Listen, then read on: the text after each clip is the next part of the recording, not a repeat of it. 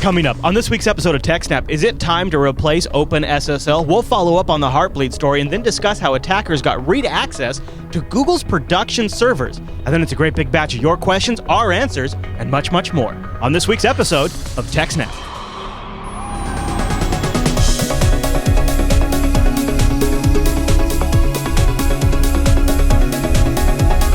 Hi, everyone, and welcome to TechSNAP. This is episode 158 of Jupiter Broadcasting's weekly Systems Network and Administration podcast. We stream this episode live on April 17th, 2014. This episode is brought to you by our three fine sponsors, DigitalOcean, Ting, and IX Systems. I'll tell you more about those great sponsors as this here show goes on. Our live stream, why, that's powered by the incredible Scale Engine over at scaleengine.com. My name is Chris, and joining us every single week is our host, the admin, the tech, and the teacher, Mr. Alan Jude. Hey there, Alan.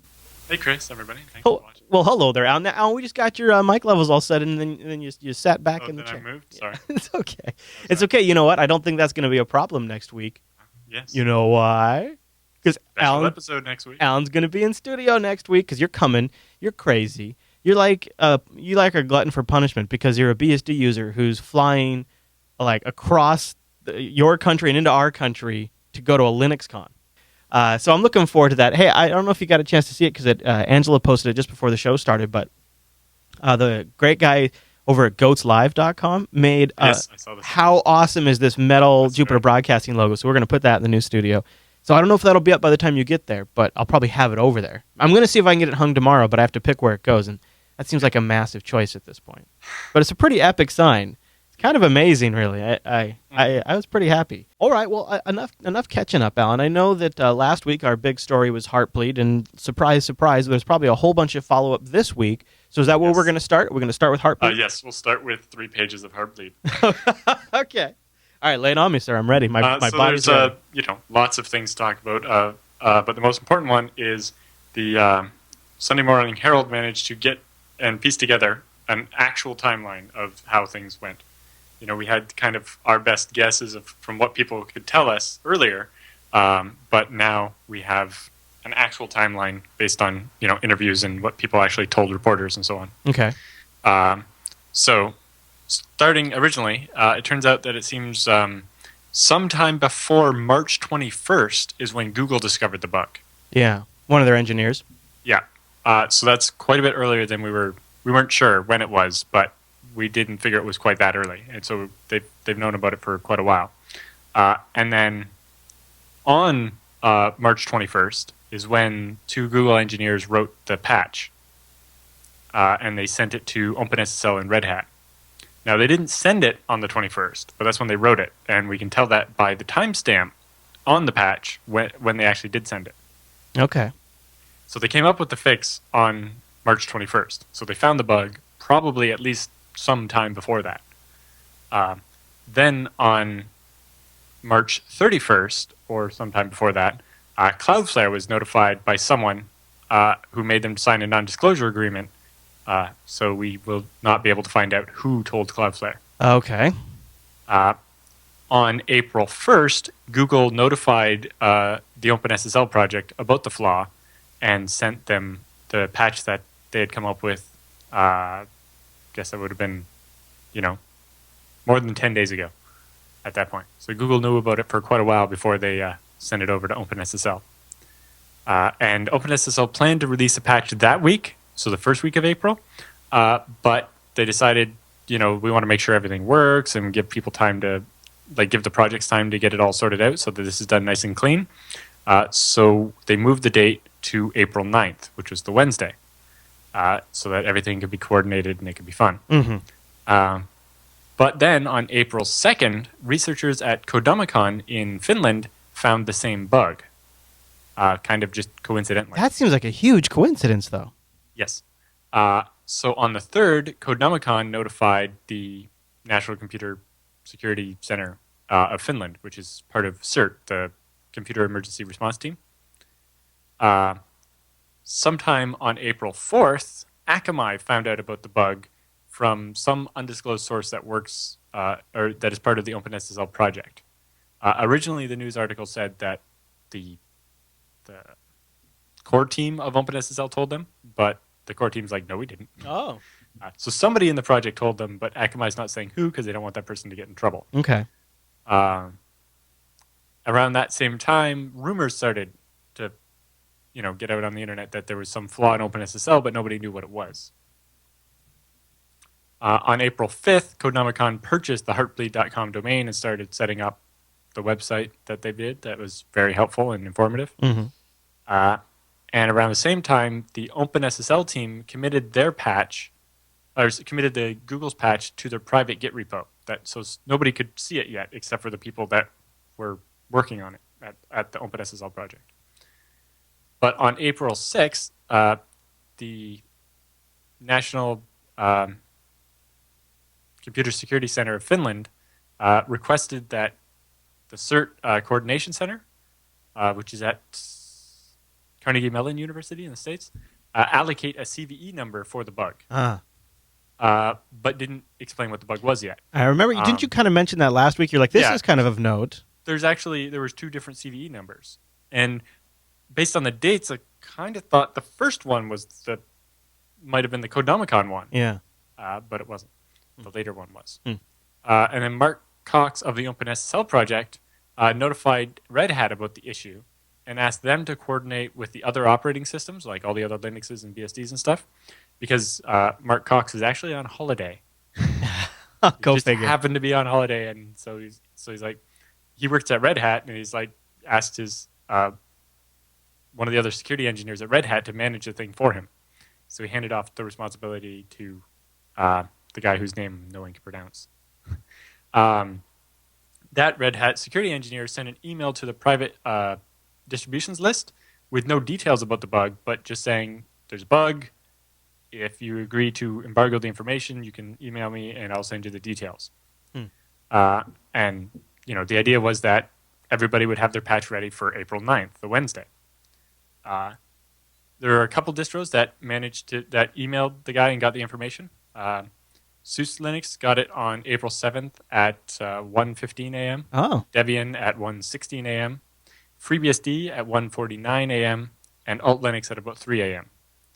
A bunch of other operating systems also emailed requests, but by that time, the Red Hat security engineer had gone to bed.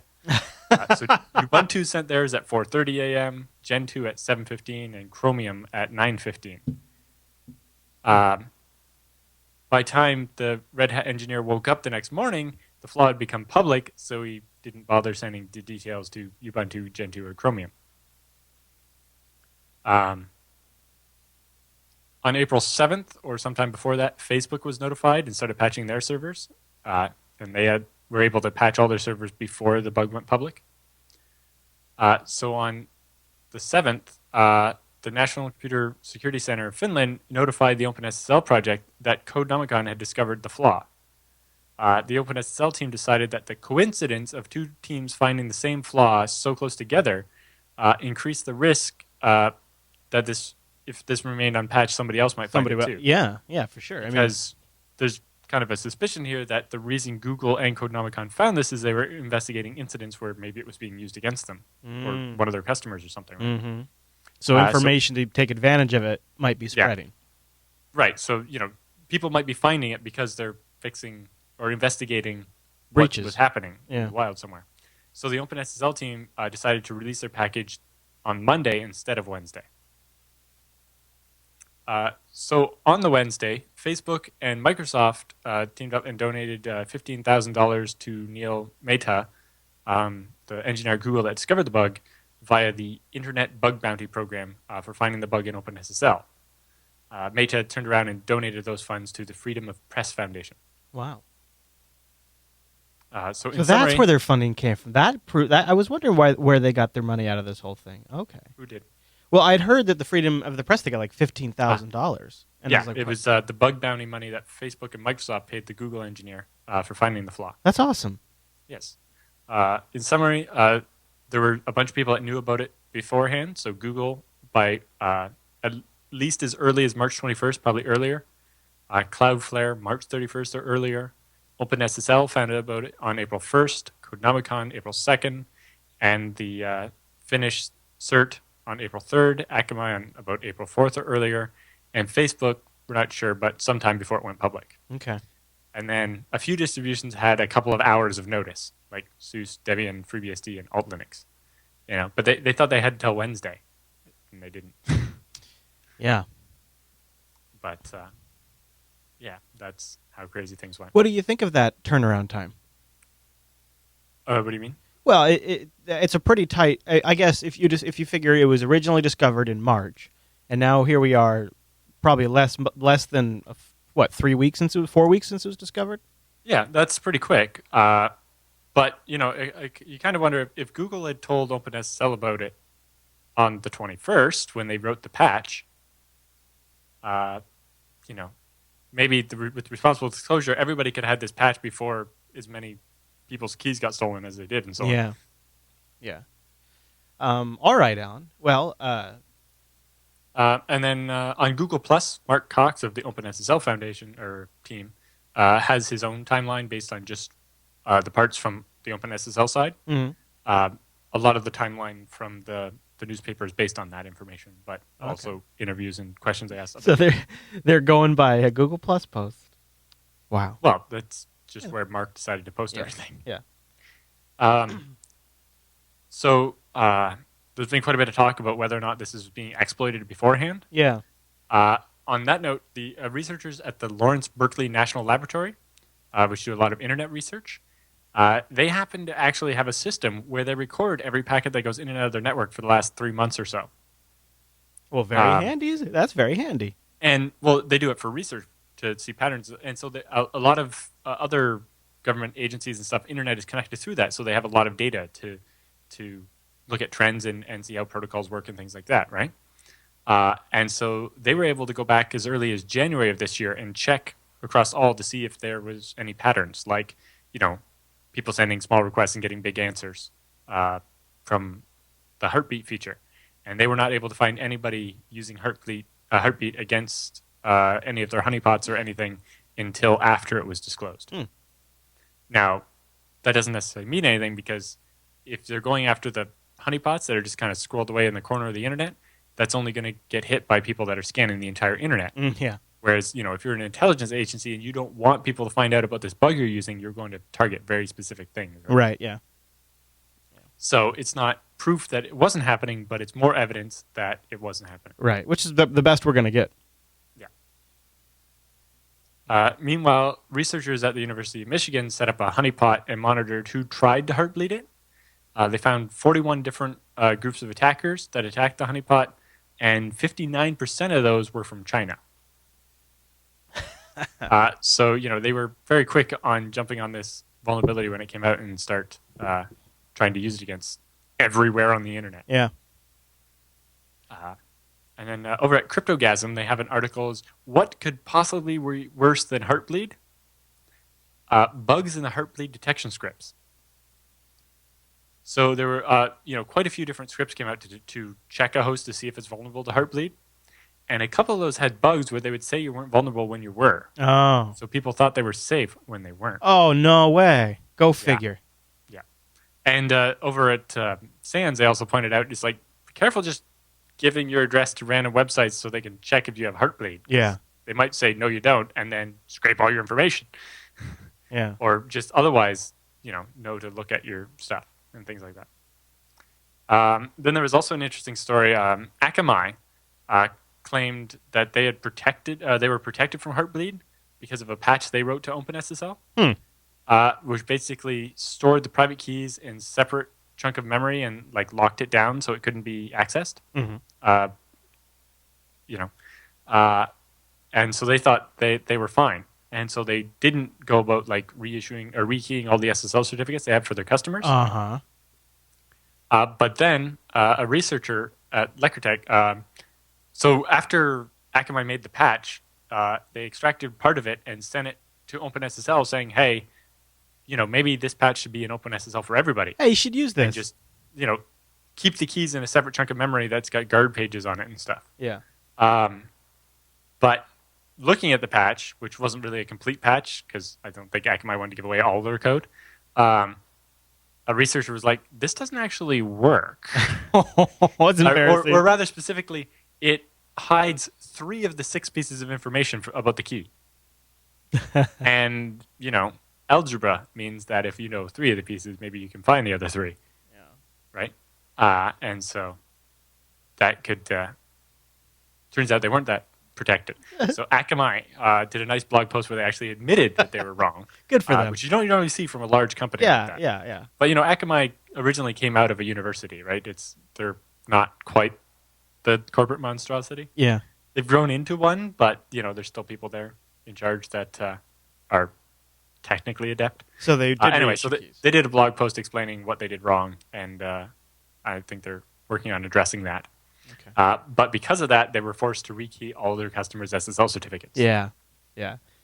And their post kind of raises an interesting question about those EV SSL certificates. The ones that give you the green URL. Yeah.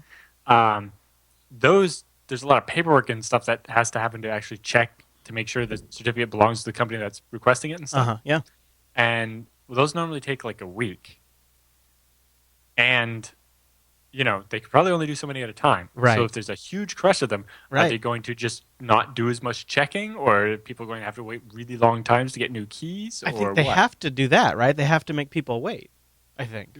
It's supposed to be the rule, yeah, is that you're not allowed to give somebody an EVSSL without it. Yeah. Now, a rekey's maybe a little bit different, but yeah.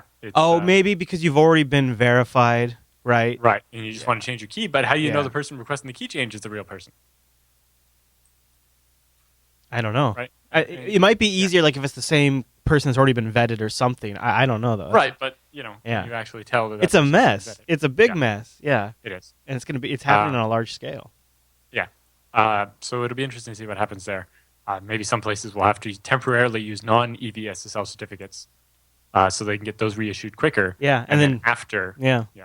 That's probably what a lot of people will do. I saw a tweet that I didn't have time to link to about, I think it was Global Trust, one of the big CAs, talking about, or somebody noticed that their certificate revocation list was growing really quickly. It's like, yeah, that's going to happen. Yeah. And, that's going to be interesting, especially some embedded devices that don't have very much memory. If they have to try to draw this giant revocation list. Oh, that's what I was thinking. Work. Yeah. Or some of them don't bother because they're like, well, I'm an embedded device. I don't actually care as long as it's encrypted. Yeah. That's and there's going to be a lot of them out there that probably do. But also just bandwidth on their infrastructure. It's like they're certificate authority. They're not usually dealing with giant lists, or even just people on slow connections might actually notice, having to download that giant CRL all the time. Or on mobile. Yep. Yeah. It'll be interesting to see what happens there. Although, I imagine most mobile browsers try to use the online certificate status protocol. Yeah. But yeah, it could make a big difference. I suppose it depends on the browser. It'd be interesting to see a study if AT&T is like, the CRL is crushing the mobile infrastructure. That would be a great reason to raise rates. All right, well, why don't we take a break here and thank one of our sponsors, and this week it is DigitalOcean. What is DigitalOcean? My friends, these guys rock and roll. Let me tell you a little bit about them. It starts with their easy-to-use control panel and their simple and intuitive interface that makes them a simple and straightforward cloud hosting provider dedicated to offering the most intuitive and easy way to spin up a cloud server. Users can create a cloud server in 55 seconds. I'm not kidding you, though. We've got 47, 43, and 40-second records in our community, and get this pricing plan start only $5 per month for 512 megabytes of RAM, a 20 gigabyte SSD, one CPU, and a terabyte of transfer. And DigitalOcean has data center locations in New York, San Francisco, Singapore, and Amsterdam. I really have to say, their interface is simple, their control panel is intuitive, and power users can actually replicate the control panel on a much larger scale with their straightforward API. And they have so many great technologies. Their image snapshot and backup system is really elegant. I have an Archbox, for example. I have a snapshot of that. I can redeploy that all set up the way I want now in the future using their built-in backup and droplet system. They have an HTML5 console access, so you can get root access right to the console. You literally even see the BIOS of the virtual KVM machine boot up. Ooh, yeah, I didn't know you got that. Yeah, through an HTML5 web console, which is really awesome. Right, So, I kind of figured it was like serial type console, so you'd only get text, and Yeah, so you wouldn't no, be able to see a BIOS. yeah, you get the BIOS, you get everything, which is really neat. And the great part is you can get started for absolutely free for 2 months when you use the promo code SNAPApril. SNAPApril will give you a $10 credit. You can try out the $5 rig. I've been using the $5 rig to host my Quazzle Connect daemon, so that's really handy. So I can connect from either the studio or the house, and I have the same IRC session, and I can also connect from my mobile device. We have folks out there that use it to learn servers. We have other folks out there using it to like run a Minecraft server, run an own cloud server. And then you got guys like Michael Dominic, who hosts our Coda Radio, and lots of popular websites online that actually host their entire infrastructure. I heard from an audience member last night, he has 20 DigitalOcean droplets that they use for their infrastructure. And he says it rocks, because that control panel they have is awesome if you have one droplet or if you have dozens or more than dozens. So go over to DigitalOcean.com and use that promo code SNAPApril to try it out. And here's something else that's really cool. Is in their community section, they have projects that they work with. And one of the projects they work with is, I don't know if I'm going to say this right, but Puffet. And it is a Puppet connector that allows you to manage your DigitalOcean droplet using your standard Puppet interface that you use to manage your other boxes. So they work with that, and it's really easy to get connected to a DigitalOcean droplet. You can even deploy a DigitalOcean droplet using this connector software. So you can use the standard tools. Yeah, they have an API for it, but yeah, being able to create them from Puppet is actually really interesting. Yeah, so you can use the standard tools you're already using to manage your infrastructure and have it tie right in with DigitalOcean. They got lots of great apps like that tie in. I'll talk about more of those in the future, but I just thought that's a really cool example of how DigitalOcean's really connected. They're really sophisticated, but they do it in a really elegant way, and that's what I like about them. So go over to DigitalOcean.com and use the promo code SNAPApril when you check out. And a really big thank you to DigitalOcean for sponsoring the TechSNAP program. And they are hiring, and they specifically asked me to mention that because they're really looking to hire a lot of folks. They're growing like crazy. They know where to ask. Yeah, exactly. If you watch TechSNAP, you're the kind of people that technology companies actually want to hire. That's exactly their line of thought. And it makes sense to me because, those are probably the people that are following this stuff. They're enthusiasts about this kind of stuff. Yep. Now, we're not actually done with our first story, are we? Oh, no. No, we got more follow-up on the Heartbleed stuff, so I'll let you resume, Alan. Yeah, so over to Y-Combinator, the Hacker News, they're kind of responding to some of Theo Durat's stuff from openSSL and kind of raising the question, is all of this really the Internet Engineering Task Force's fault for allowing the Heartbeat feature to be added for basically no reason in the first place? Right. What was the justification? Yeah, they just, somebody proposed a feature and, a couple people raised questions about it. Like one of the key developers of GNU TLS was like, do we actually need this?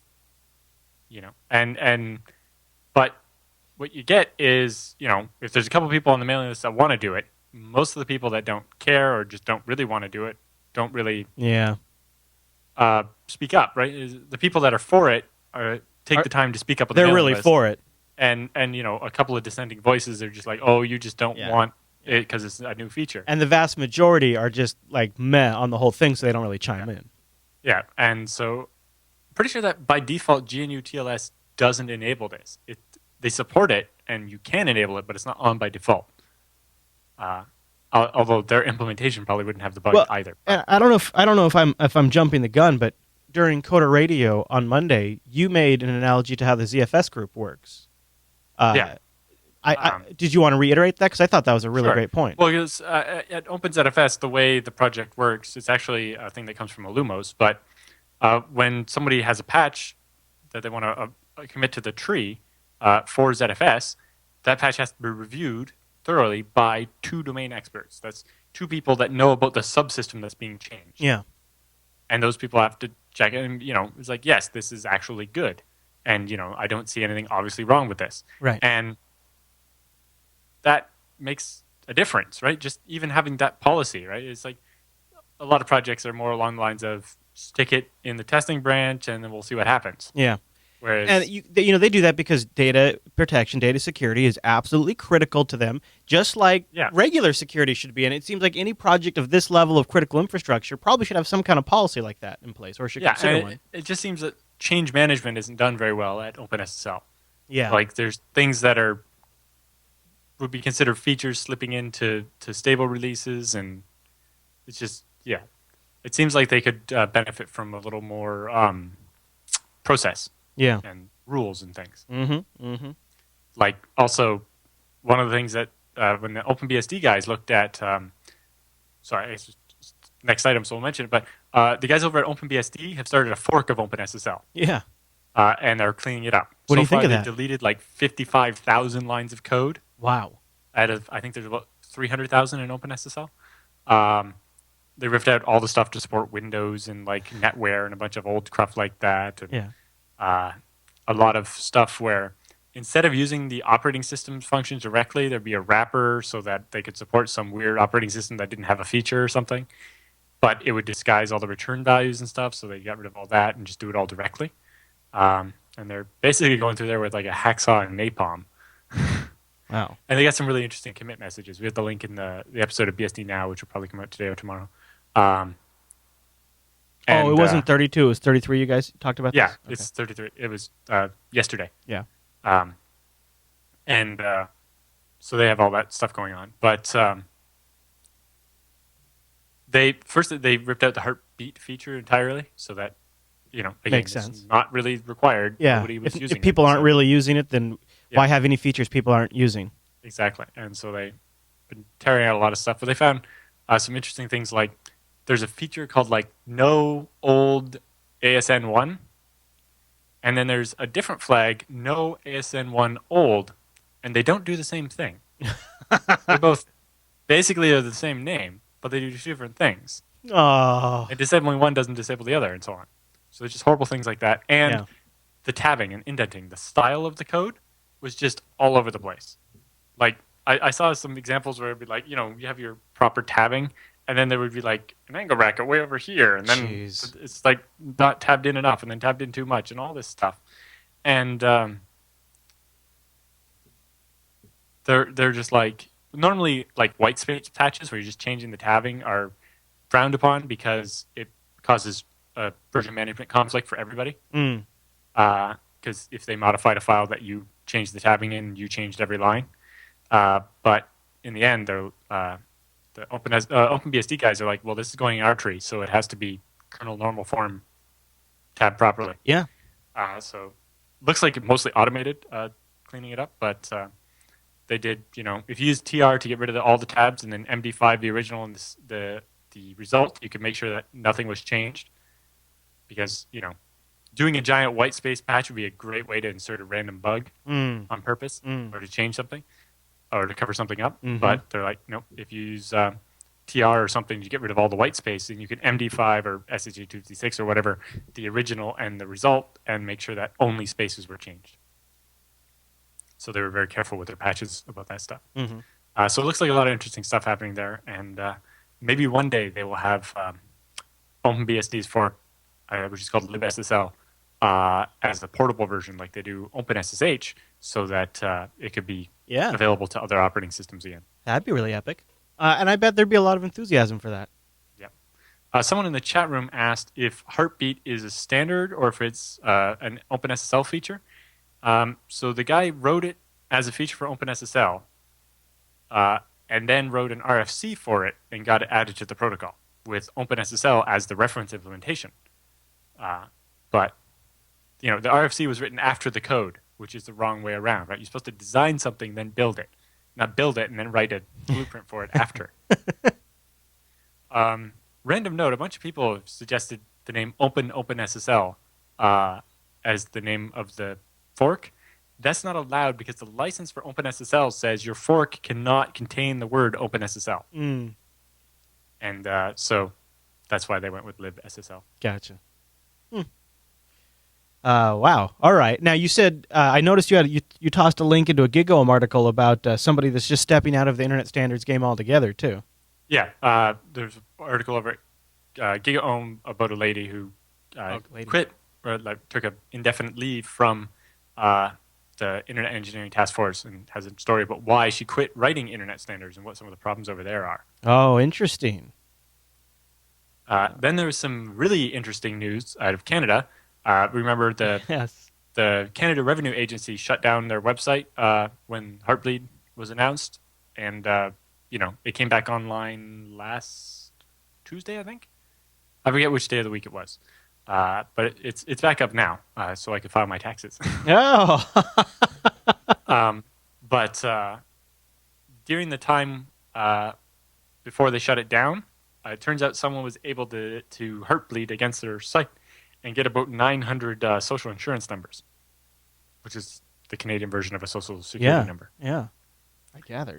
These would be most likely it was sessions of people that were actually logging in and doing stuff, just happened to be doing it at the same time that the Heartbleed thing was going on. But because the CRA logs all of their traffic, right, like Heartbleed doesn't leave any logs behind. But if you have, say, an intrusion detection system that's writing everything down anyway, kind of like the Lawrence Berkeley laboratories did, so they were actually able to trace who was doing it. And that's how they were able to know how much data they got as well. So the RCMP has arrested a 19-year-old from London, Ontario, and he's being charged with computer abuse and mischief with data. Oh, mischief with data, huh? Yeah. Something like it's, a specific charge designed for when you steal data. Was it? One count of unauthorized use of a computer and one count of mischief in relation to data are the two charges against him. And his court date is in about 2 months. Oh, boy, that kid's going to get the book thrown at him. Yep. Around the same time, or when this all came out, there was quite a bit of discussion of whether or not you could actually steal the private key. Because some people had said, no, you can't. Some people said, well, we did. And so on. So Cloudflare launched a challenge called cloudflarechallenge.com, where they generated a certificate and set up this website and says, if you can steal this certificate, you win. And 2 researchers were able to do that pretty quickly. And so if you try to go to the website now, you'll see that the certificate for it is revoked. Yep. You get an error. But yeah, so Ars Technica has a story there over how the crypto keys were accessible and people were able to steal some SSL certificates, private keys. Ours has been all over this. Everybody's been all over this, but ours really has been all over this. Yes, they have some good technical writers there, and it helps. They get the story more right than your random newspaper. Yeah. Threatwire over at ACMQ magazine, Paul Hennenkamp, the FreeBSD developer, put up his article, "Putting OpenSSL Out of Our Misery." Oh, yeah. And it kind of talks about, why isn't the software better? It says, because it's about 300,000 lines of code, and we assume 1 bug for every 1,000 lines of code, that means that there are 299 bugs left that we don't know about. Yeah. But, it says, so securing a computer network connection is not really hard in theory. First, you let exceptionally skilled cryptographers design some cryptographic building blocks. Right? Then you get hash functions, symmetric block cipher, blah, blah, blah. And then you need an exceptionally skilled crypto protocol designer to design how those blocks will fit together.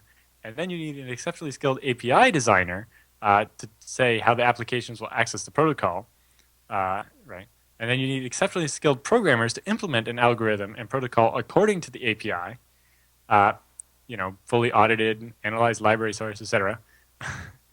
But, that's not quite done. Then you need to ensure computers correctly translate the high-level language into machine instructions.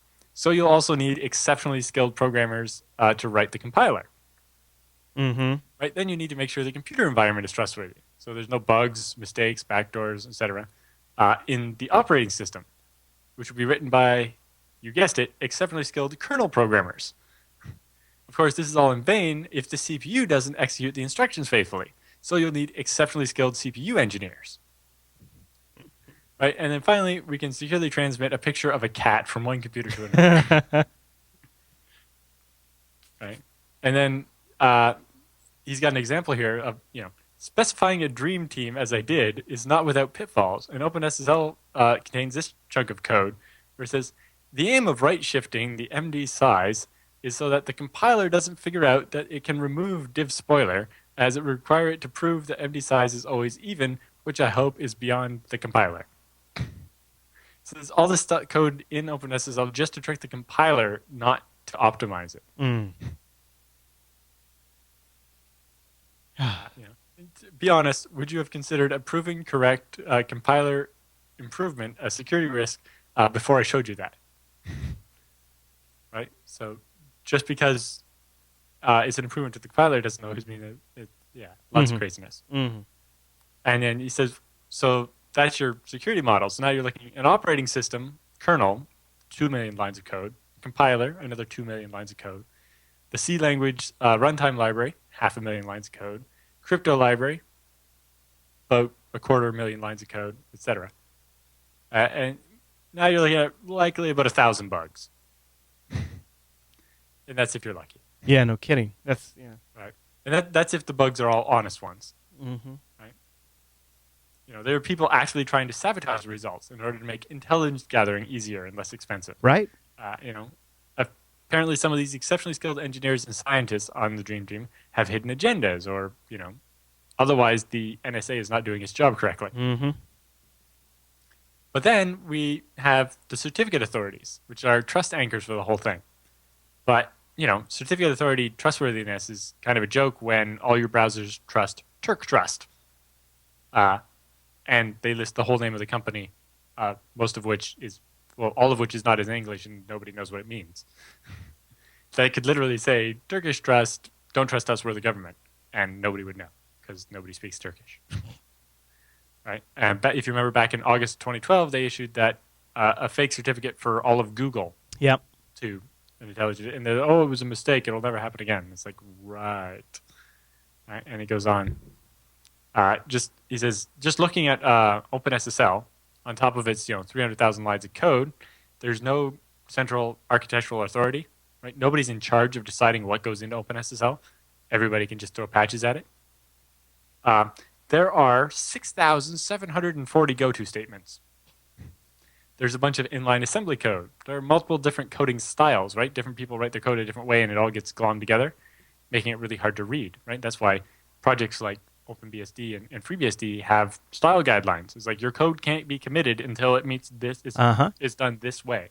They have like huge man pages just explaining, when you include H styles, they have to be included in alphabetical order except for these groups that go first, and things like that.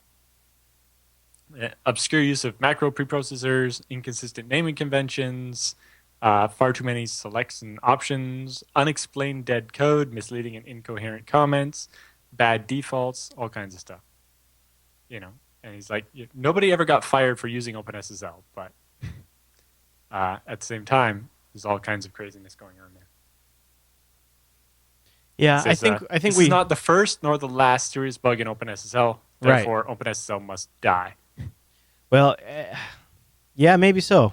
I guess maybe so. It's kind of like, there was a lot of talk about doing a fork. And like, yeah, a fork, but maybe it'd be better to start from scratch. Yeah, just start over.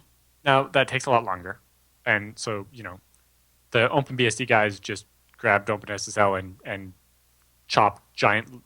started lopping off limbs. And so maybe they can get it down to something manageable. But, they have a lot of variables that are like 1 and 2 letters. It's like, I think descriptive variable names are more useful than less typing. Because if the amount of typing is what's slowing you down, then you have a different problem. Right? Yeah. I agree, although we did get an email that kind of disagrees, but we'll save that for the feedback. Okay. Yeah. And then PHK also shared his experience with making a living while working on open source. Because there have been a lot of comments about how the openSSL Foundation didn't get all that much money. Although I got a couple of differing reports on that. Like apparently they get like almost $1 million a year. What? But I think most of that comes from consulting contracts and stuff. Okay. And audits and stuff. Okay. Not that much from donations per se. And they had a lot of money. And then other places saying like they only got like $800. Well, $1 million sounds like a lot, but then maybe you factor in like operating costs, you factor in and like employee wages. You could easily, if you had 6 people, would eat. It's a foundation, so they don't have any employees. No, I know, but I'm just making the example. Like you probably couldn't pay like 6 people with $1 million if they're really respected, highly talented developers. Exactly. Yeah.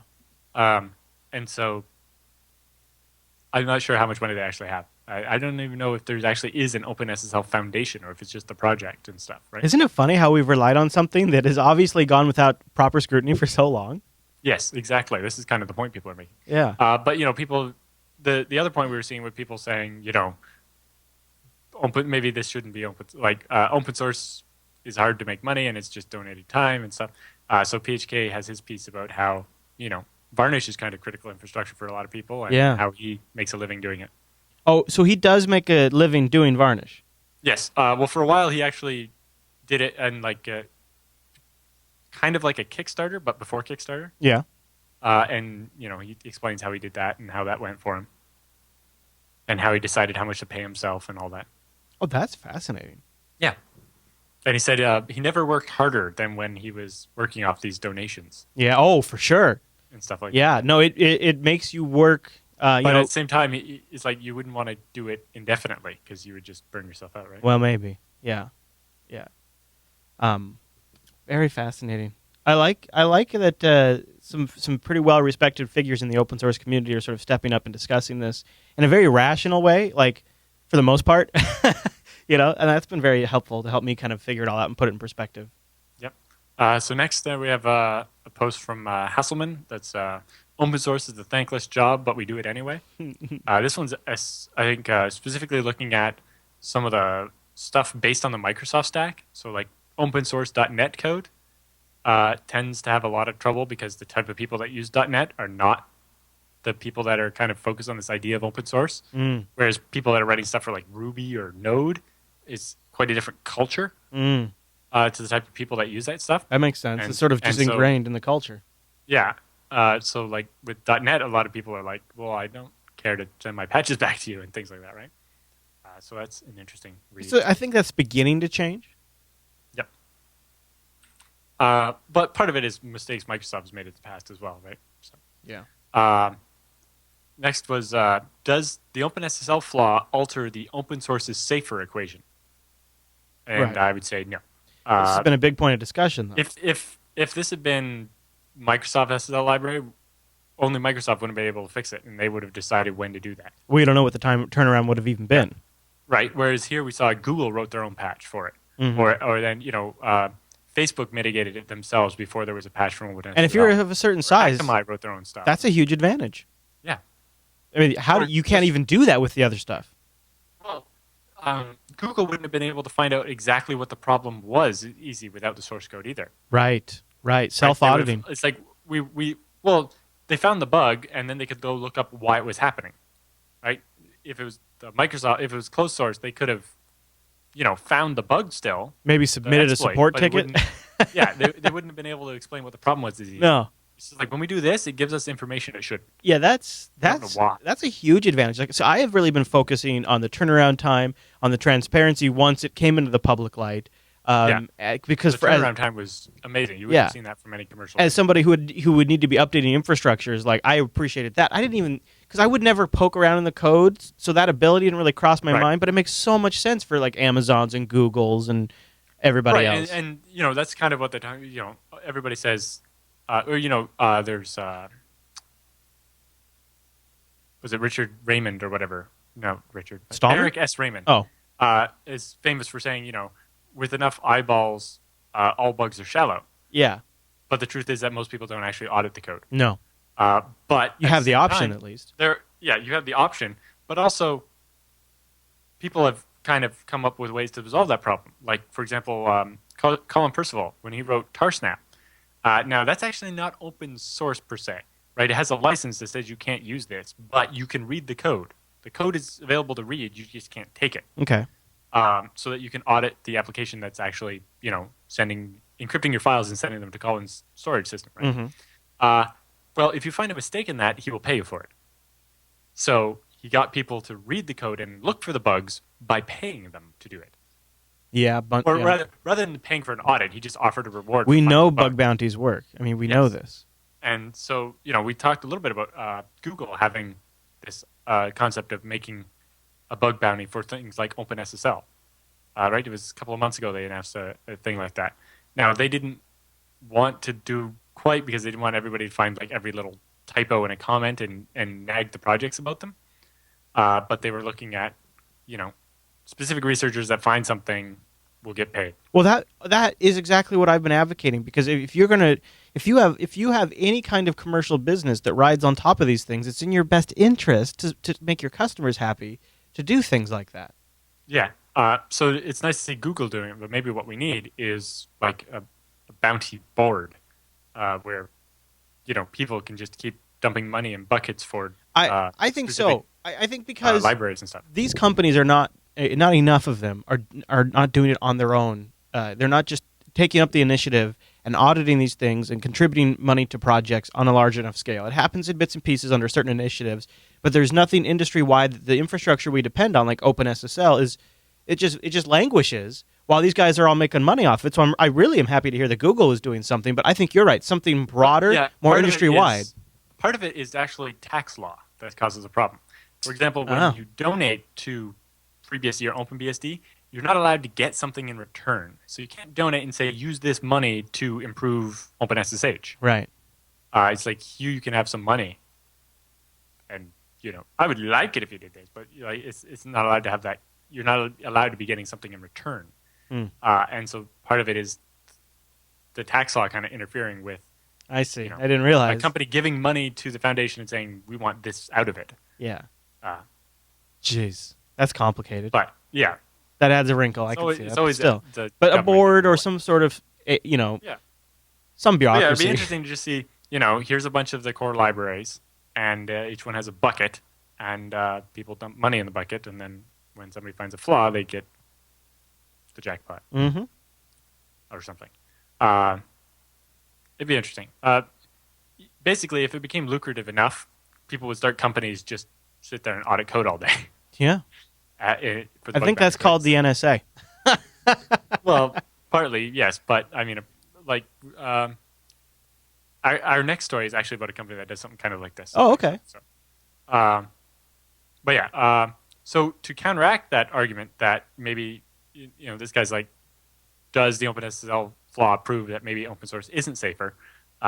Coverity, which makes a product that actually scans code and finds bugs, they've opened up their service to a number of open source projects, including FreeBSD and awesome. The Linux kernel and a couple other big projects. So they found that open source software is higher quality than proprietary software.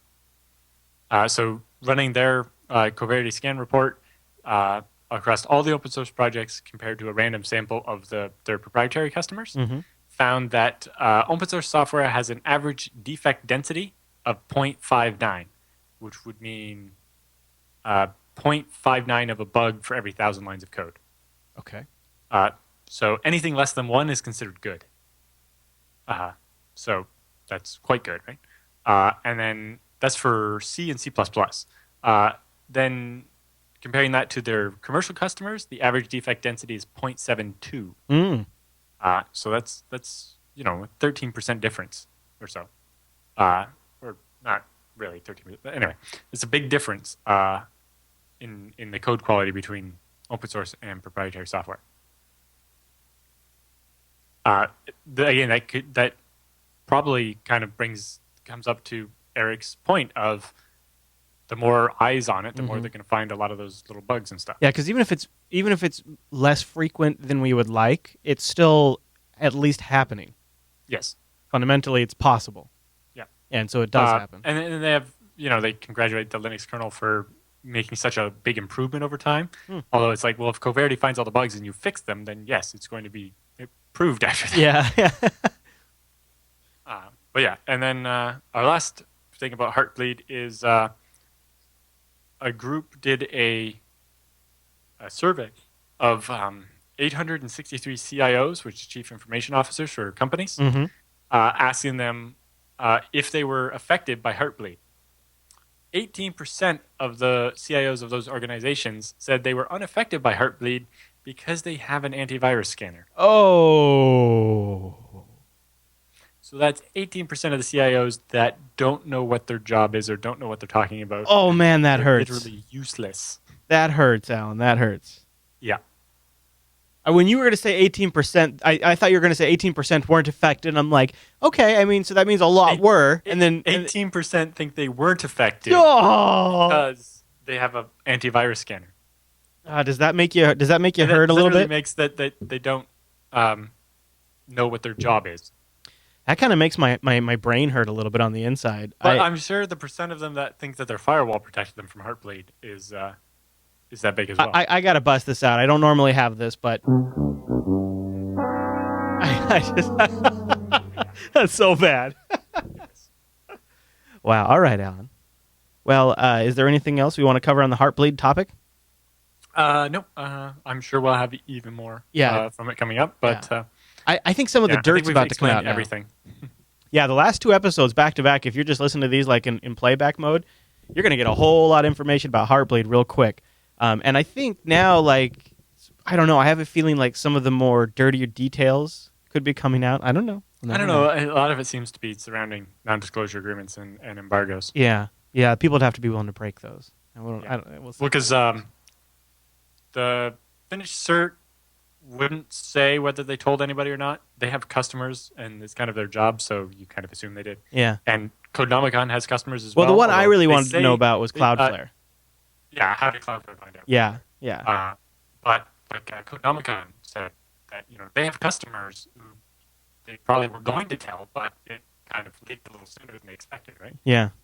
Because as soon as when they told CERT and CERT told openSSL, openSSL was like, wow, that's a lot of this happening at once. Let's just go. Yeah.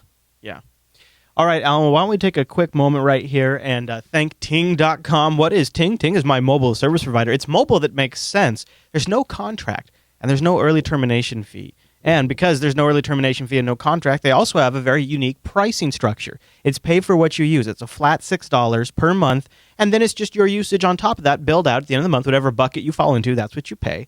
They just take your messages, your minutes, and your megabytes. They add it all up, plus taxes. Boom, that's your bill. It's really simple. And here's the best part. You can get started by going to TechSNAP.ting.com. TechSNAP.ting.com. That lets them know you heard about it here on the TechSNAP program. But that also is a great way to get $25 off your first device and to get $25 off your first month of service if you're going to bring your own device. And Ting is always adding new devices. They just added the new Samsung Galaxy S5. It's completely unlocked, so if you buy this from Ting, it'll come ready to use on the Ting network, and you own it from that day. And I know at first you're like, oh my gosh, that means I have to pay full price for my phone? Yeah, that means you own the phone, and that means the whole value structure has changed so that in 2 or 3 years, there's incentive to still be using that phone because you're not just now paying it off. And also, Ting had heard from a lot of customers where they wanted an official response from Ting on the Heartbleed situation. So the Ting has a very active blog, and so they posted about the Heartbleed vulnerability and if they were affected. Short version is they were not using openSSL. But they blogged about it because people wanted to know. So they said that, and they have a great blog.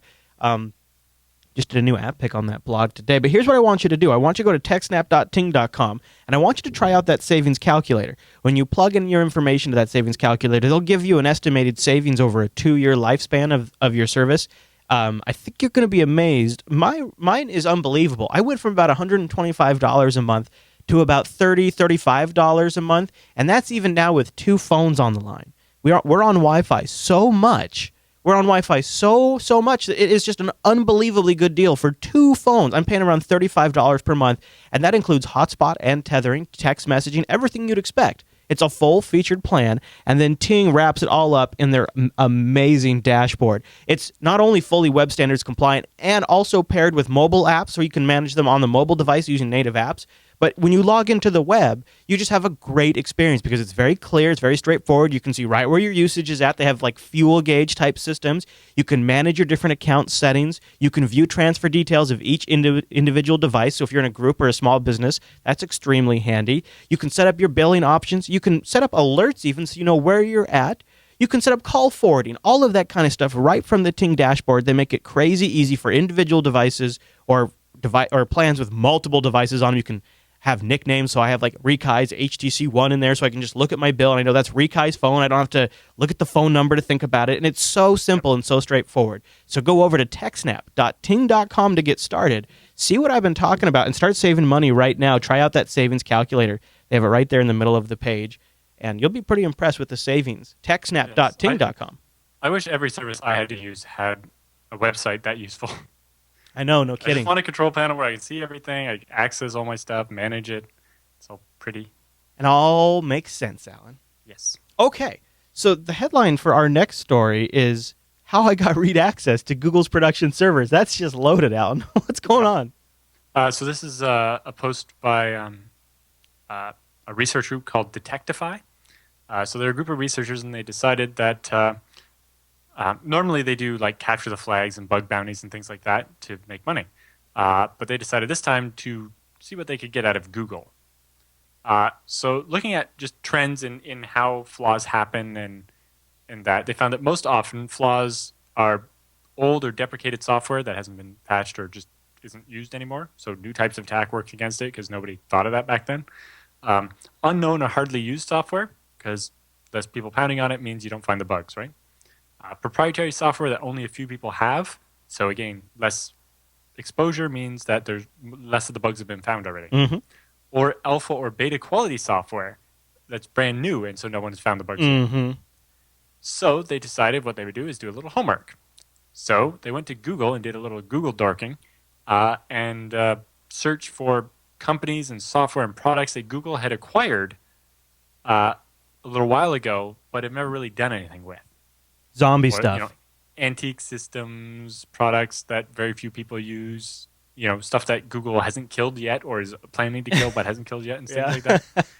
And so one of the ones they found was the Google Toolbar Button Gallery, which is basically a way for people to upload custom buttons for a Google toolbar. And so the user sends an XML file that controls the style and makes the button look different. They quickly managed to perform an XML external entity attack, like XXE. Basically, by putting certain code in the XML, the Google's XML parser would do stuff it wasn't meant to. Wow, yeah, it does. Using that, they were able to basically include an external file into the XML. So the response that we get back from Google had Google's etc password file. Yeah, it does. And they show that kind of blurred out there. Yeah. And they also noticed, what's in Google's host file. And it seems Google actually has some scripts that do some special stuff with their host file from their cluster management This software. file is automatically generated. Yeah. And things like that. Now, being the good researchers they are, they didn't keep going. They didn't try to extend the attack and escalate it to actually be able to access Google's internal servers rather than just the production servers or, see what else they could find. Instead, they reported the issue to Google, and they got a $10,000 bug bounty. Oh, not bad. Yep. Better than an FBI boot to the face. They have the cool little GIF there of how much is an XXE exploit against Google's production work. All of the things, apparently. This lady opening a cupboard and just all the Tupperware falls on. That's like my house. Yeah.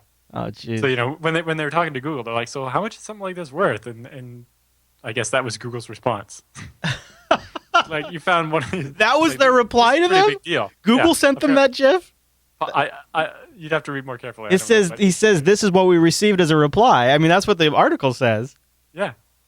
Wow. So Google. Good guy, Google. Good. Sense of humor. Good. Because, I almost get a little nervous when you start talking about this stuff because I'm like, oh, God, please tell me the authorities didn't come knocking on their door. Please tell me they didn't get, arrested. We have a good story about that in the roundup, finally. Oh, okay, good. Some good news for that specific thing. But yeah, these guys were working within the rules of the Google's bug bounty program.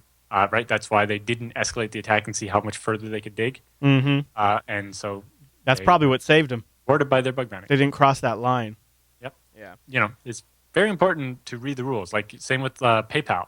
When I was looking at their bug bounty program, there are rules and you have to follow them. And if you do, right, then you get rewarded.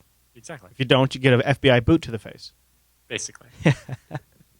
All right, Alan. Well, before we move on, I want to thank our next sponsor for TechSNAP, and that is IX Systems. Go over to ixsystems.com/TechSNAP to get started. That lets them know you heard about it right here on the show, but you can also check out some of the great things about IX Systems. And, Alan and I talk about these guys all the time. I love all IX builds, really. They're all powered by Intel processors. And the first system I moved to the new studio, because I knew I needed something that we could start working from immediately, my IX Systems FreeNAS Mini.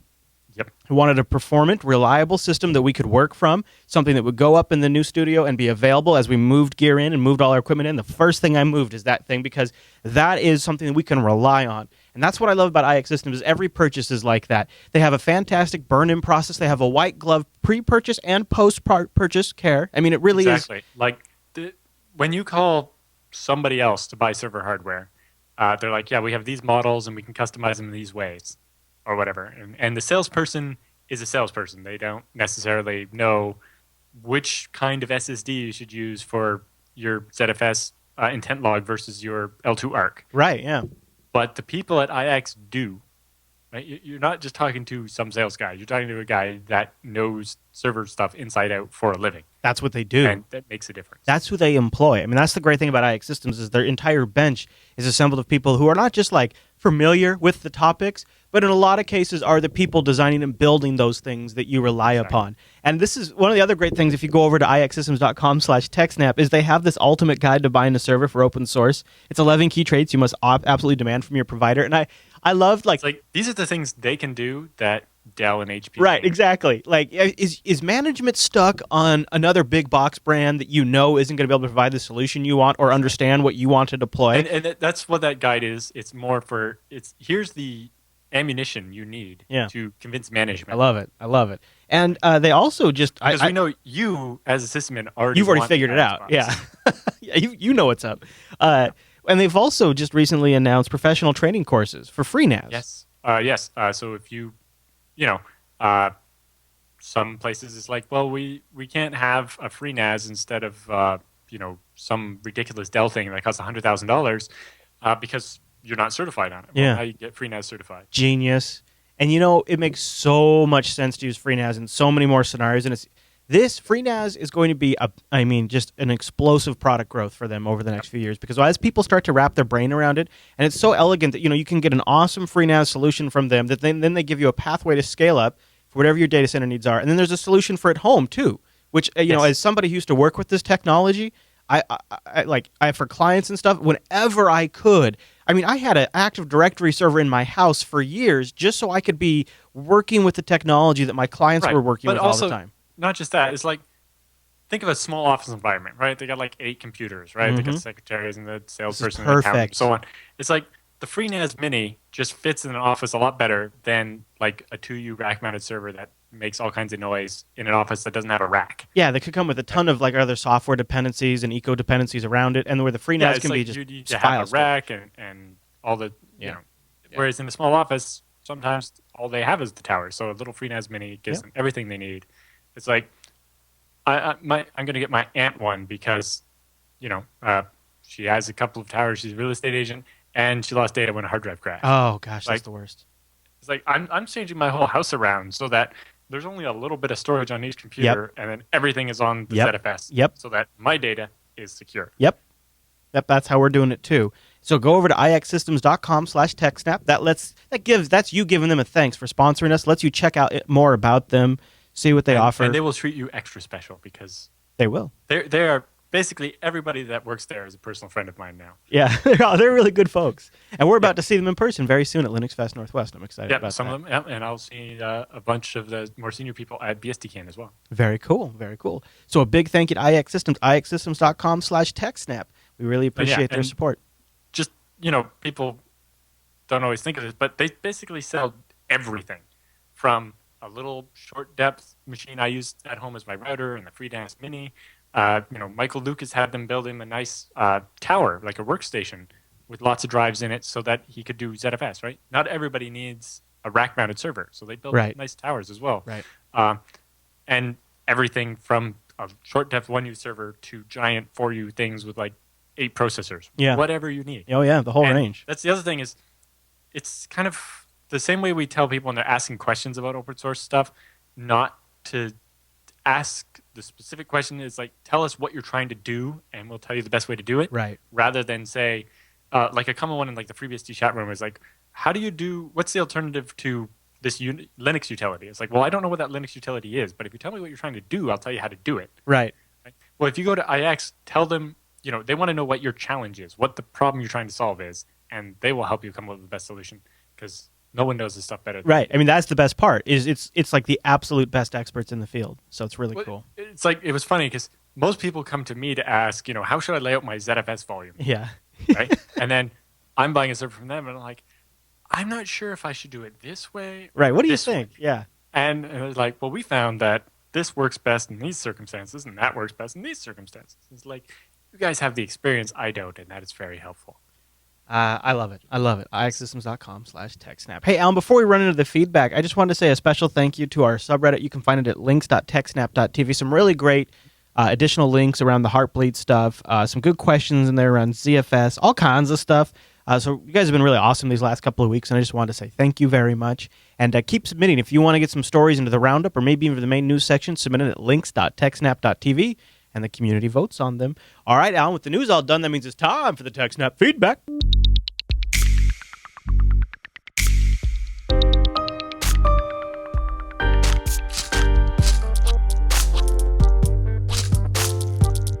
Thanks for sending your email to TechSNAP at JupiterBroadcasting.com or popping that contact link at the top of the Jupiter Broadcasting website, or even better, starting a thread in our brand new subreddit. Just launched it today. Links.techsnap.tv.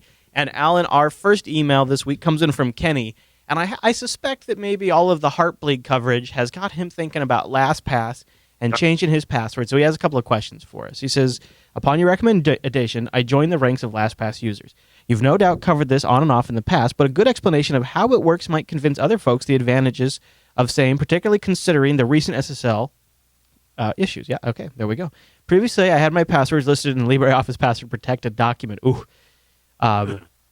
He says, although the LastPass website attempts to describe how it works, I have confidence that you chaps will do a better job and maybe even cover what alternatives there might be. For instance, one of the things the LastPass website says is your password/data never leaves your device, whereas this may be true in general operation. The data must surely leave your machine during initial setup.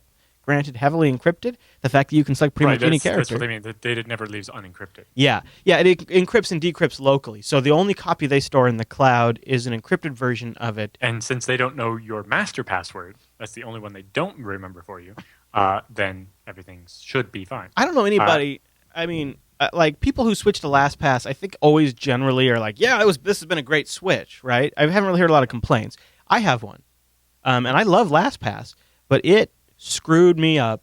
It was so bad recently. So we use WordPress for the Jupiter Broadcasting website, and I was posting, I think it might have been TechSNAP, or no, it was Last. It was this Sunday.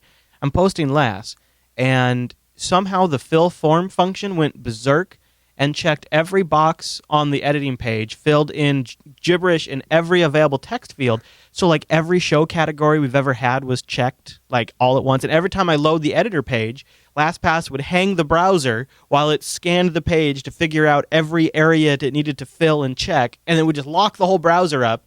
And then after a few seconds, just everything, and then it would submit the form. So then it would save a draft, and which then WordPress would have to sit there and chug because it's inserting into every category, and it's just so because I was trying to get Last posted, I disabled LastPass. So I haven't been using LastPass for this last week, and it's been horrible. So I got to go in there and clear up that fill forms, and the way it got set is because the browser locked up for a separate reason while the page was loading, and I guess that somehow screwed up the plugin.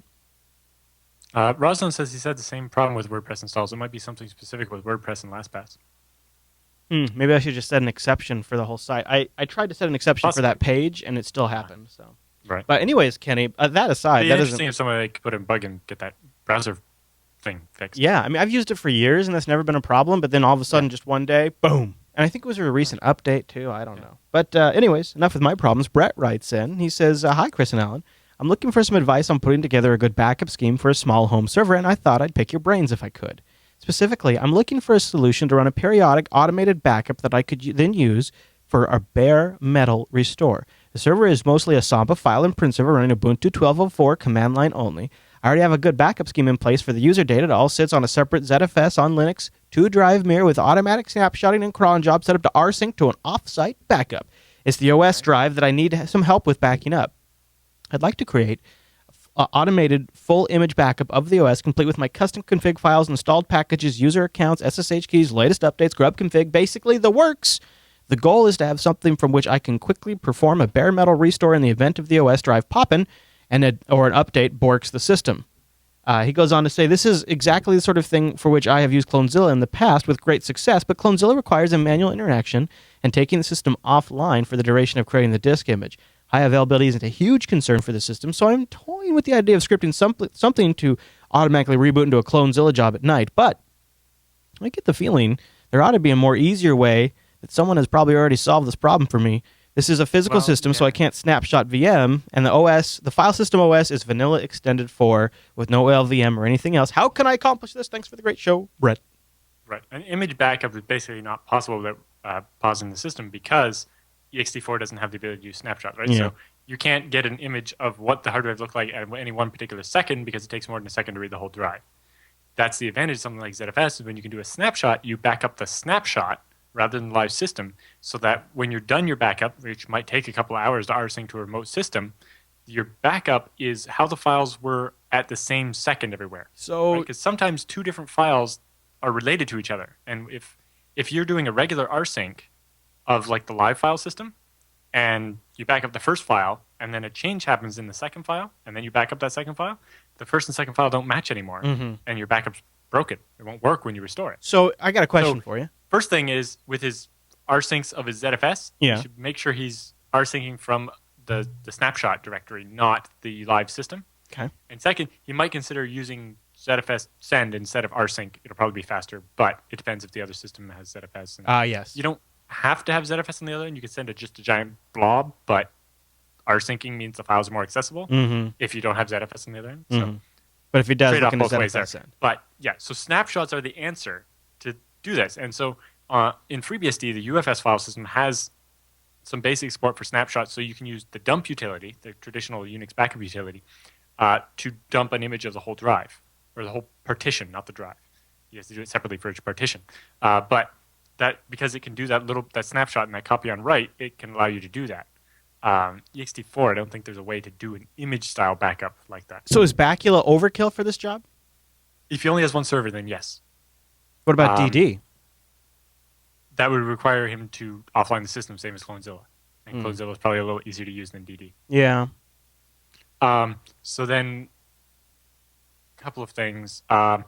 With the way we do things at Scale Engine, and part of it is because of the way FreeBSD is designed, but we don't back up the operating system itself. We back up like etc to get all of our users and configs. Yeah. User local etc, because that's where all of our installed applications configs are. And your home directory, which in his case I think it's on his ZFS, so that's already taken care of. So if you just back up your configs and var db if you have some databases or something, then we always just, rather than trying to do a bare metal restore, reinstall the latest OS and then drop our configs back on it. It's a little harder on Linux because the stuff isn't separated as nicely. Yeah, and sometimes, configs change during package updates, but not very often on an LTS release like he's running. He's running 12.04. So the way FreeBSD works is it installs the new sample version of the config, but it'll never overwrite or even modify your main config. Yeah. If basically when it installs a package, it records the SHA-256 of each file. When you uninstall the package, which to upgrade you actually uninstall and just install the new one over top, when you uninstall, it will only delete the file if it hasn't been modified. And when you install, it will never overwrite a file. Well, and if his data is so separated from the OS drive, I mean, I totally understand he has a lot of stuff configured, but maybe this would be a good chance to go to like Ubuntu 14.04 since it came out today. It's a long-term support. He could go ButterFS on the root file system and get snapshots. Yeah. What I would recommend is backing up your configs, and then you have your users and stuff. Maybe all of etc and maybe most of var or whatever. I guess because what I feel like is if you back up your configs and you load an OS and you format the root partition in any file system that has snapshot capabilities, that's probably almost as much work as rolling some sort of custom backup solution that you have to fully script and store. And right. Part of it can be what does your delta R have to be? How quickly do you have to get the machine back up? So sometimes an image backup is better. But once you get snapshots, the trade-off is an image backup means you have to take the machine down every time you want to take it back. Snapshots you could do every hour. Right, but he's not using a file system that has I think it's worth it. I think that's I think the recommendation is switch to ButterFS, switch to ZFS at the root, something like that. Yeah, I don't know about doing that with Linux. So it depends how you want to do it. I think for a home server, and if you want to run Ubuntu, I've been running a 14.04 with ButterFS for testing for LAS, and I've had zero issues. And I've been running ButterFS on this laptop that I have in front of me here, for almost a year with no issues. So I think it's ready if for a home server, and that seems to be the route to go. If not, then like Alan's saying, is automate the Clonezilla system or. Well, yeah, because basically the problem with the Clonezilla is it requires you to shut the server down, and if that means you do it less often, that's less good than just the amount of time. Yeah, I mean, yeah. Like, it might be as simple as a second rsync job that copies your important configs and databases or anything like that to a directory on the ZFS that then gets replicated to the remote system. All right, our next email is pretty much for you. It comes from Stefan. It's about SLAs. It says, "Hey guys, I want to take this time to thank you for answering my question from a few weeks ago about two domains pointing to the same IP and half of the external elements from one domain and the other half from another. I do have another question for Alan and Scale Engine. I'm assuming you have an SLA with all of your clients. I'm curious how your SLA would handle daylight savings. The company I work for has an SLA where our web application will be available during certain times of the day, but not available at night. I understand their reasoning for this, and I'm not questioning why it has to be done. But our SLA says the service will be available from 6 a.m. CST to 8 p.m. CST.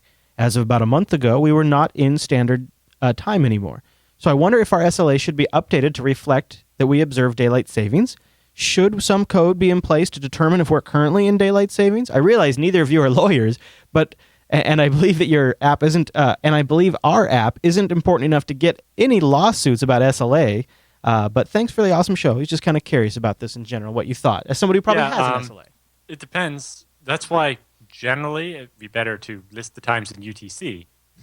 There you go. Or to list the, but basically what I would assume is their SLA is basically saying that they can use every night to do maintenance.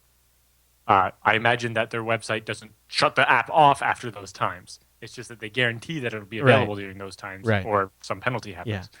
Yeah. So basically, for daylight savings times, I would imagine they just fudge, like basically they'd be open until whichever of those is later, and whichever one is earlier in the morning for the transition time, and then people would, 6 is 6, right? So at most, it would mean they have 1 hour more time they have to be up during the transitions the 2 times, right? Which isn't too long. Yeah. All right, Richard. SLA from Scale Engine, it depends which service you have. We don't do an SLA for video because we don't control the user network enough. But like for a regular HTTP CDN, we have 100% SLA. There you go. 100%. 100%. Richard writes in, says, I'm looking at placing a pfSense install on an HP ProLiant DL360 server for a school district I work for. The firewall service is currently hosted by a third party, and they have stated they keep firewall logs for 7 years. I have 2 questions on this, and I hope you can help me. Number 1, is 7 years worth of firewall logs really needed? And number 2, what would be the best way to handle this with pfSense? I'd like to keep the firewall logs, and I'm personally looking at maybe a year, maybe 2, and archiving them off of the firewall. Thanks, Richard. So what do you think, Alan? 7 years, is it too much? They probably, it depends what you have to have it for. Yeah. I mean, maybe school districts have certain requirements. I imagine the 7 years is just a random figure pulled out of the fact that that's how long you have to keep emails. A CYA figure. Now, when they say they keep firewall logs, I assume this means they keep logs of certain actions that triggered the firewall, not a log of every packet that's gone in every direction. Right, like fail actions or something. Yeah. And so depending how you do it, nice thing about firewall logs, very repetitive, very easy to compress.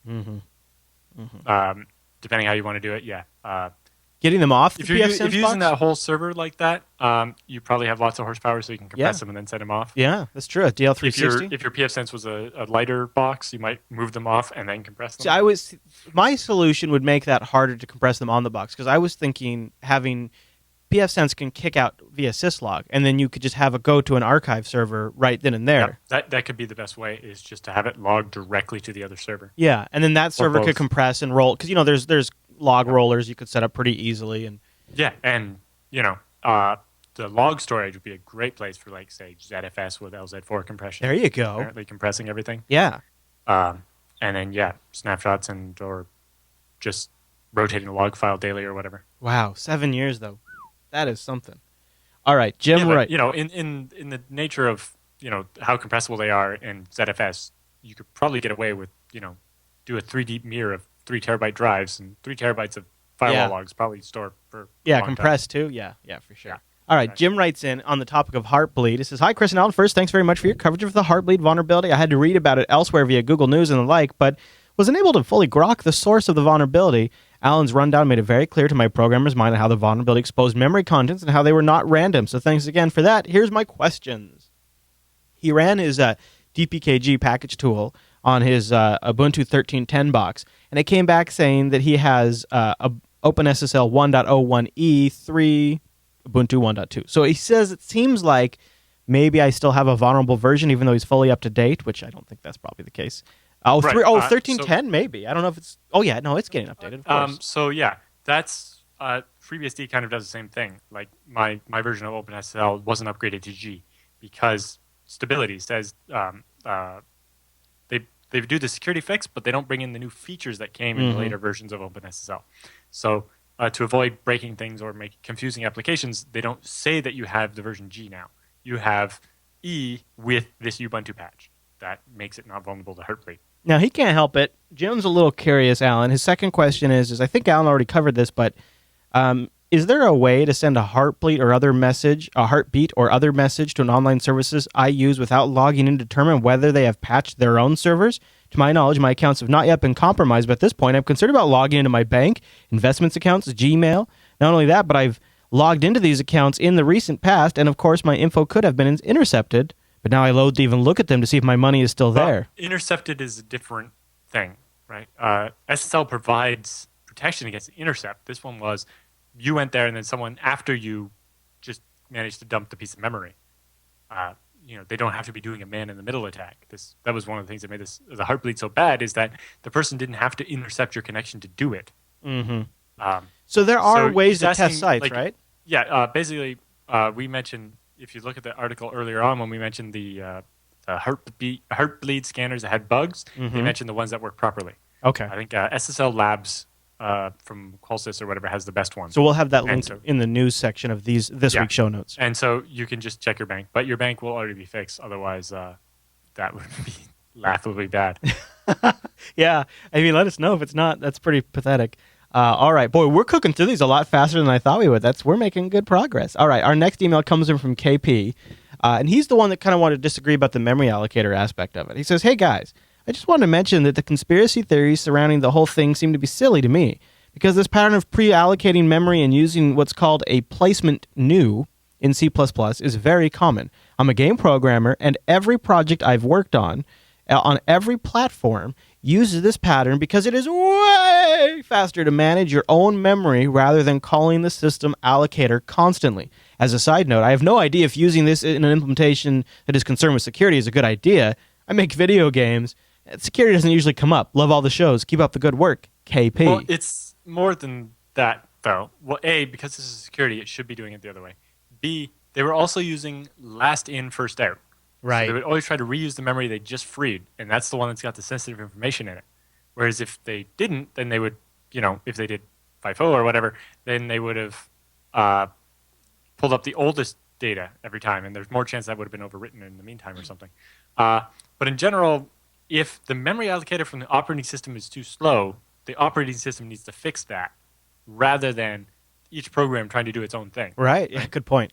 And I don't know that the system allocators are really that slow on most operating systems anymore. Yeah, well, what did you say? It was 5%? Windows might be no, sorry. OpenBSD takes an extra 5% hit because they overwrite the data every time you free it. That's what it was.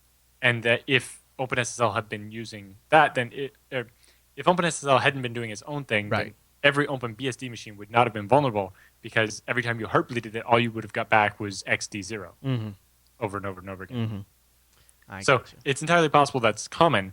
It just means for security software, maybe speed isn't the biggest imperative. Right, absolutely.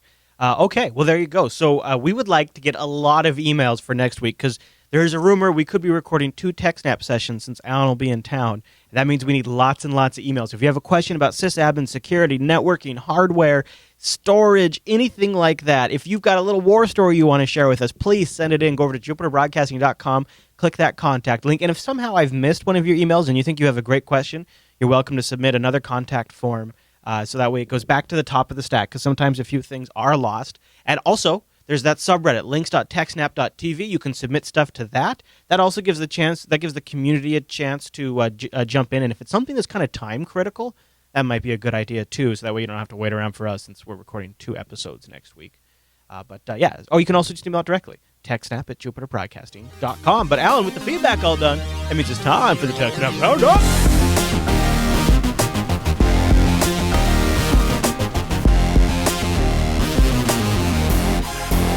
Welcome to the TechSNAP Roundup. Yeah, that's what that crazy music means. Now, the Roundup are stories that just didn't quite fit at the top of the show, but we still want to talk about them and give you some links to follow up on your own after the show. And some of these links came from our subreddit over at links.techsnap.tv. And Alan, our first Roundup story this week comes from Q5sys, one of our Linux Action Show and Linux Unplugged producers, and he came across this Kickstarter campaign that he kind of wants to raise awareness of. He thinks it's probably completely bogus, and I tend to agree with him. I mean, you never know. Well, we have it linked here. You guys can go watch the video yourselves. But essentially, they promise the world like an entire crypto solution and a turnkey solution, and they talk about replacing GPG and PGP and making a better encryption that's improved upon those things. So Q5sys broke down each major category. He has 8 things he thought were totally fraudulent about it, and then as the final nail in his coffin, as he put it, he shot off an email to Bruce Schneier. And Bruce Schneier wrote back and said, "Yep, looks like snake oil to me." So Bruce Schneier also agreed with Q5, which that's good enough for me. But he wanted to spread the word about it. I wanted to play the video for you guys, but we're on a temporary studio setup as we move studios, so I don't have the audio to it. But once you hear it and you hear these guys talk about replacing PGP, it's pretty bad. However, they've raised $18,000, 21 days to go. Yep. I don't think I'd back it, but that's just me. And Q5sys totally got passionate about it. He did a really good write-up for the whole TechSNAP subreddit. He put the whole thing in there. He says, and hopefully, maybe Kickstarter will take it down. He says he's worried this is not only going to scam some people, but right. Q5sys is worried this will hurt the public image of crypto, but maybe even the image of Kickstarter. If it is totally fraudulent, I can see that.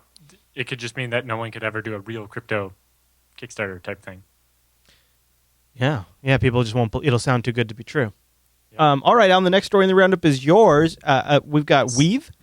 Yes, so we talked about a number of times Weave, who's the guy that downloaded the iPad data that AT&T accidentally put on their website and was arrested and convicted of computer abuse and so on. His conviction has been vacated because the court ruled that the information was not protected by a password or any other security mechanism, so accessing it was not misuse of the computer. It was public information that he just downloaded. And if AT&T didn't want people to download it, they shouldn't have put it on their public website. Wait a minute, that's amazing. Yes.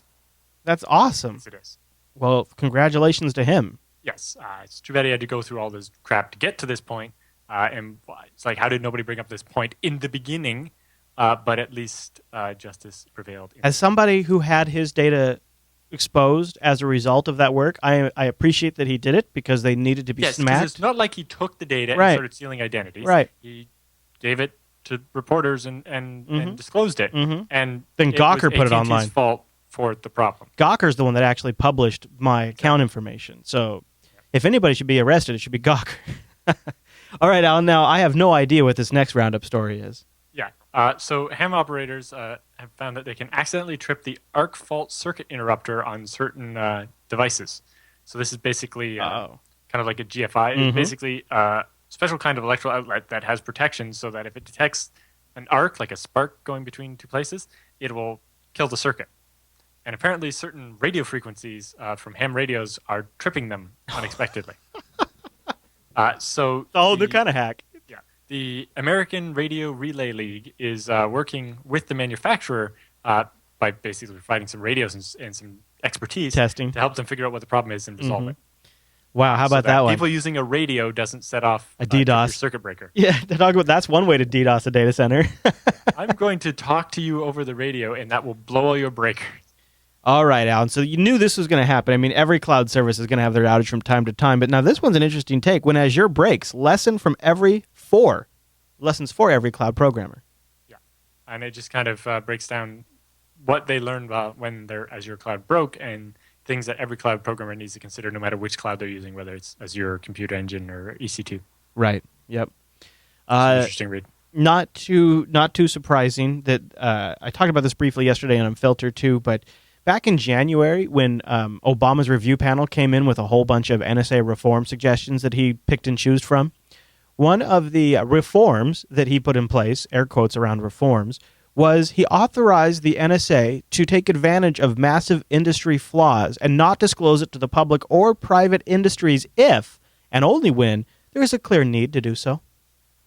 So whenever you need to. The headline reads a little better. It's, the NSA must reveal bugs like 0 days, like Heartbleed, unless it's helpful to the NSA. Right, exactly. And every 0 day is helpful to the NSA. Right, exactly. And it's, and then, so that happens in January. Heartbleed's discovered in March, becomes public in April. Makes people question, but not surprising. And in some way, if they really are doing cyber warfare with, some other cyber war foe, you would want them to take advantage of this kind of stuff? So it's right, but at the same time, isn't American cybersecurity increased by yes, disclosing these bugs and getting them fixed? the entire infrastructure. It's like finding a critical flaw in the power grid and then not disclosing it. So yes. All right. So this Canadian government has some ways for us to stay safe online, right, Alan? Yes, this is getcybersafe.gc.ca, and they just have some guidelines for staying safe online, including things to consider when using email, banking and finance, social networks, mobile, shopping online, online gaming and entertainment, downloading and file sharing, and using voice over IP. They also have a bunch of definitions for people, like botnets, hacking, malware, farming, phishing, ransomware, spam, spoofing, spyware. This could be good to send to friends and viruses, family. Wi-Fi eavesdropping, worms, things like that, email scams, and how it works. It's probably all this stuff is probably below what our audience knows. But like if they need a resource to send to folks that they can trust when they see it, it seems like a pretty good one. So nice. And that stuff probably apply to everybody. You don't have to be a Canadian. Exactly. And they have a separate section on cyberbullying as well. But they have interesting stuff about protecting your family, protecting your children while they're online, Identity 101, how to use passwords, all the stuff you need to know, including like also protecting your devices, how to keep your mobile phone safe and stuff. Mm-hmm. It's all very rudimentary, but it's a nice source of all that kind of information. A place you can point people at when they have questions about stuff like that. So, as you know, Comcast is hard at work merging with Time Warner. That way they can extend bandwidth caps to 3 out of every 4 internet-using Americans. And one way they're helped slicking that runway is by contributing money to every single senator who is reviewing the merger. Everyone that's on the panel reviewing the Comcast case has received money from Comcast. In some cases, huge sums of money. Surprise, surprise. Like anybody's all that shocked about it. Chuck Schumer only got $35,000. That's not too bad. Leahy got $32,000. Ormich Hatch got $30,000. Even Al Franken himself, who's been a vocal Comcast, critic of the deal, he's been pretty vocal about it. He, even 5 years ago himself received money from Comcast. Our local mayor of Seattle received money from Comcast. Like, they are just so into politics. It's unbelievable. So, surprise, surprise. And if you want to read all of the dirty details in the money, follow the money right there. So it looks like Franken got $15,000 from Comcast's PAC. That's awesome, huh? They have the full. There's the full totals. Boy, that's some money. Yep. Look at that. Very good. So thanks to Ars Technica for sort of putting all that together in one place. All right, our next story in the roundup: 7 habits of highly successful Unix admins. Oh, I like this. So number 1 is don't wait for problems to find you. This is kind of a thing we talk about a lot. In order to tell when something is wrong, you have to know what it should normally look like. And this is where, something like Nagios or Graphite or something where you have graphs of how busy the CPU has been every second for the last year and stuff like that. Yes. And you can notice, hey, the amount of CPU time being used went way up at exactly this time, which coincides with this other event. And so, and having things like that, you can just mean you get an alert sooner rather than later. Right? And so don't wait until things break to fix them and so on. And don't wait until you need the information to find out you don't have the information. And things like that. They mention things like disk space, right? That's a common one. People don't get an alert when they're low on disk space and things happen. But also, he says the problem with emailing yourself reports all the time is that it's hard to notice when you didn't get a report. Right? It's like when you have a team of 12 people or more and you have a meeting and one of the people doesn't show up, nobody notices. Right? And so you have to be careful with the way you do the monitoring. Yeah, I don't want to over-spam yourself. Habit number 2, know your tools and your system. This one kind of applies, like we just said. If you know how fast your system should do this, you'll notice when it takes longer than that. Right? Things like that. Habit number 3, prioritize. Prioritize. That's, kind of figuring out what things need to be done first. Right? Mine is always don't do email. Get work done, then do email. But, looking at if you have, say, a value of 1 for low priority and 5 for critical, and you look at if a problem affects an individual, it gets 1 point. But if it's affecting everybody, it gets 5 points. And if the time required to do it is, 1 for a week, 2 for a day, 3 for an hour, 4 for a minute, or whatever. And then you just multiply all those things together, and you find out which order you should solve the problems in. Maybe not hard and fast, but it gives you something to start with. Habit number 4, perform postmortems to find out why something broke or didn't work or crashed or whatever, but also don't get lost in them. Don't spend all your time doing it.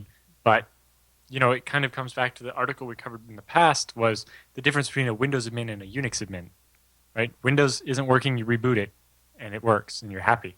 Unix admin, something's not working, you want to find out why. Because if you reboot it, you lose all the information that could tell you why it broke. Yeah, I remember that. Right? Yep. And so, yeah, you have to do the postmortem and try to find out what happened. But if you don't dig too deep, because then you'll just bury yourself. And habit number 5, document your work. Even if you're the only person ever doing this stuff, you think you'll remember how to do it. But when you get a phone call at 3 a.m. and you're half awake, you're going to be so glad you wrote down what you did while you did it. And the sooner you write that documentation from when you actually did the thing or do it as you're doing the thing. Yeah, I always do it as I'm doing it. It's like each time I do it, you copy and paste the command. Yeah. And then later, it's like, let's audit this documentation. Just fire up a VM, do everything in the docs, find out what step I missed, what's changed since I wrote the docs, so that next time I need it, it's good to go. And that's also a great thing, when I was working with someone, it was like, all right, every time you do something, document it, and we'll make sure it works. Or here's the documentation I wrote. Try all these and figure out what's wrong with any of them. Let's update this by you trying to pound on the documentation. Yep. Yeah, you trying to use it and find out what didn't work. Yep. So habit number 6, fix the problem and explain why. Right? Good Unix admin will always be responsive to people when they're supporting. Right? Acknowledge the problem that's been reported and let users know what is causing the problem. Right? And just noting it. Right? Whether it's in the ticket or just in your documentation or something, so that when someone has the same problem later on, they'll know what to do. And then habit number 7 is make time for yourself as well. Yeah. What is that? I'm not sure about that last one. Come on now. That's a good list. There's some good stuff in there. You guys can read through. Yeah, that's from Sandra Henry. She has a Unix as a second language blog. That's awesome. Writing for IT awesome World. name. Yeah. All right. Well, this last one, everybody thinks of Bitcoin and all the technology surrounding Bitcoin is so super high tech, and all of the heists that happen around Bitcoin sometimes can be extremely high tech. However, one of the more recent heists is not all that high tech at all. On Tuesday, news broke that a Canadian Bitcoin exchange, simply known as Canadian Bitcoins, was robbed of nearly $100,000 worth of Bitcoin. This is kind of crazy. So, despite all of the great crypto features, the method that they were breached is pretty funny. An attacker got a hold of a data center operative over chat, like through the support chat. And all the thief did is open up the chat window with the data center and just chat with them for about 2 hours. He pretended to be the CEO of, or he or she, I don't know, pretended to be the CEO of the Canadian Bitcoin Exchange. Over the course of the 2-hour conversation, during that, there was ostensibly little to no authentication of James's identity at all. Talking to the data center representative, the thief was able to convince the data center rep to reboot the Canadian Bitcoin server, enter a physically locked server pin where the company's servers were stored, and then give the thief access to the server itself, then allowed the thief to extract 149.94 BTC from one of the company's Bitcoin wallets, which, as of writing this article, was about $100,000. Pretty crazy. And so then the CEO responded with, Rogers data centers provide the highest level of security in the Canadian data center industry. It is Rogers? Yeah.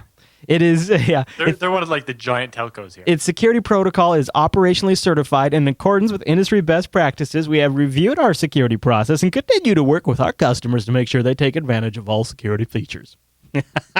See, with my data centers, the ones that I'm used for all the sensitive stuff, we have each different person who's authorized, right? I have a list of people that are allowed to do stuff, and each one has their own separate phone password to be used to authenticate the phone. Yes, and things like that. And to get in the building, they have to have a card, like an RFID card with their picture, and only people I specify are allowed in.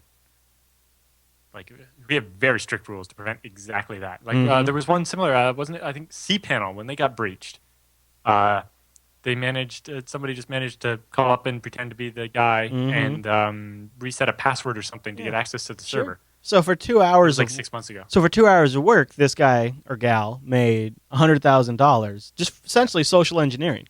Yeah. I mean, they had to have the technical skill to extract the Bitcoin from the wallet and get on the server, but Right, but once you get root access to a server, it doesn't matter. yeah, It shouldn't take very long. yeah. So pretty crazy. Links to everything we covered all in the show notes. Just go to jupiterbroadcasting.com, look for TechSNAP 158, and then just scroll through there and get all the goodies. We also have RSS feeds where you can subscribe and just get this show weekly, and then you just download it when it comes out, and you don't have to think about it. But we're usually out late Thursday Pacific time, early Friday morning, and you can just grab it and enjoy. All right, Alan. Well, I think that brings us to the end of this week's TechSNAP. I guess I'll see you in person next week. Yes. That'll be but fun. Just remind people the time for the show is 4 p.m. Eastern, 2000 UTC every Thursday. That's right, which is 1 p.m. Pacific over at jblive.tv and jblive.info. And next week will be a great show to join us since Alan will be in studio. It'll be a fun one to have you live. And we'll be watching the chat room. And don't forget to send in lots of your questions and emails. Click the contact link at the top of the Jupiter Broadcasting website. All right, everyone. Well, thank you so much for tuning in this week's episode of TechSNAP. We'll see you right back here next week.